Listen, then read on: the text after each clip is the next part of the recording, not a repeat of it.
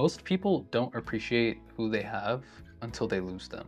And I know this isn't a statement that applies to everybody, but for the people that it does apply to, I try to be sensitive with topics like these because not everybody's situation is the same. A lot of situations are different and unique, but for those of us who do have family around, who do have friends around, especially living in America, I think there can be so many distractions in our lives, and it can be easy to forget the blessings that are right in front of us. And it can be easy to be caught up in our careers and our goals and how many followers we have and how we wish we had this, we wish we had that. But I think sometimes it's worth, I guess, taking a moment to pause and like really think about not only what we have, but who we have. If we are thinking about who we have, whether it's our parents or the people around us, friends, family members, there are some people out there who don't have it as good as us and would trade places with us in a heartbeat. But at the same time, this isn't a message of like, oh, you could have it so much worse, therefore be happy. Like, no, that's not what I'm saying.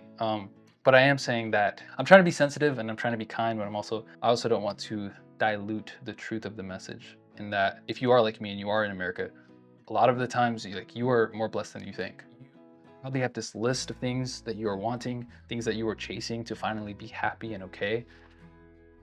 But you would be surprised how much of that okayness, that happiness is available to you right now. We're often chasing something and hoping for something that's right in front of us. I know it's kind of controversial, and I know people don't like hearing this. They don't like hearing that they can be content and find peace right now. People love to chase things. They love wanting more and more and more and more and more. But have we considered looking into what's in front of us right now and like being grateful for it and trying to make the best of it while we can?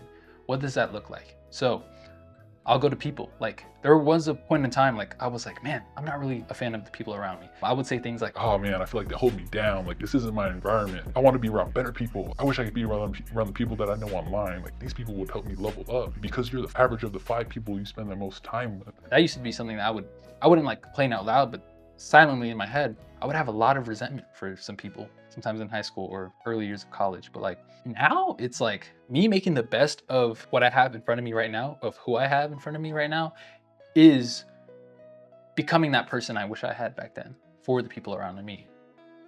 It's how can I be a kinder person to those around me? How can I be more present in conversation?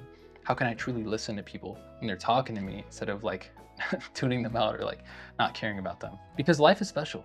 And not only are our lives special, but those around us are special as well. And they deserve to be loved. The thing I wanted to also say was it's not that we're the average of the 5 people we spend the most time with. We're the average of the 5 people we choose to spend the most time with.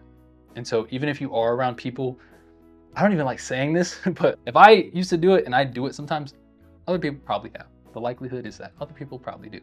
And they probably do is the idea that if you feel like the people around you are holding you down and suppressing the greatness that you could be, I challenge you to think about, instead of saying or moving with the mindset that they bring you down, how can you find ways to be such a light around them, such a powerful force around them, to a point where you bring them up, to where not their presence brings you down, but your presence brings them up? How can you be that? There's this saying that like Jesus didn't necessarily hang with sinners, sinners hung with Jesus. The whole idea behind that is like Jesus wasn't around these people like he wasn't afraid like, oh man, they're gonna bring me down. I'm gonna start acting like them because I'm spending time around them. Like no, he was showing up in a place of power where he's like, these people are being around me and I'm helping them grow by my mere presence, by my actions, by what I'm teaching them and the lessons and the stories and parables that I'm teaching them through.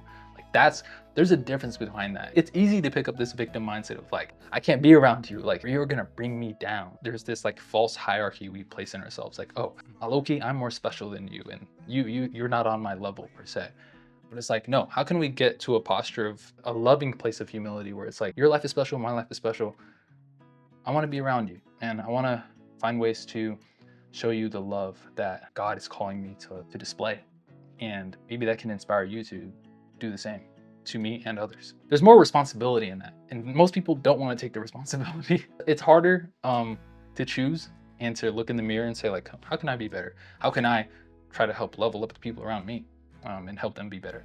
And this doesn't mean that who we spend time with doesn't affect us at all. Like that's not what I'm saying, because show me your friends, I'll show you your future sort of thing. Like There's some truth in that. The people you are around and what you see and what you hear, like that stuff is part of the programming in your mind. Like that stuff is real. So it is important to watch like the amount of time you are spending with certain people. But there is a heavy, heavy side that despite all of that, you are the average of the 5 people you choose to spend the most time with. So even if you are around people that you don't necessarily look up to, there are people online, creators. That was a big thing for me. Like I say this in the most humble way possible. Growing up, a lot of the times, there weren't many people I looked up to or wanted to be like when it came to in person. But when it came to online, many people I looked up to in terms of character. When it came to that, a lot of the time, like the 5 people I chose to spend the most time with was through my phone. And it was a big part of my growth, I'll say. But like, I also fell into the trap of almost resenting the people around me in person and feeling like they brought me down, like I said. And so now I think nowadays I feel like I'm really growing into a place where I can almost recognize it. Now I won't even say that because again, that's kind of like assuming their attentions, and I don't want to do that, assuming the attentions of others. But as for me and what I know, like I know that that's something I used to do. And so now I'm trying to grow into a person where I'm not afraid to be around certain people anymore. Even if I disagree with them or don't see the world the same way or don't have the same beliefs. Like, I'm not gonna spend 24 hours a day with them, or that is a day. I'm not gonna spend 24/7 like with them. Like that's not what I'm saying. But I am saying that whenever I am around them, I don't have to compromise my character. I don't have to feel like they're bringing me down. I'm not that weak, and you're not that weak either. There is power in how we live, power in having a humble heart in our interactions, and understanding that life is special. So, with that, no matter where you are on your journey, I pray that this is a reminder to appreciate not only what you have, but who you have around you, and to not wait until they're gone to be grateful for who they are right now. I hope this helps. It's not easy, but it is simple. See you in the next one.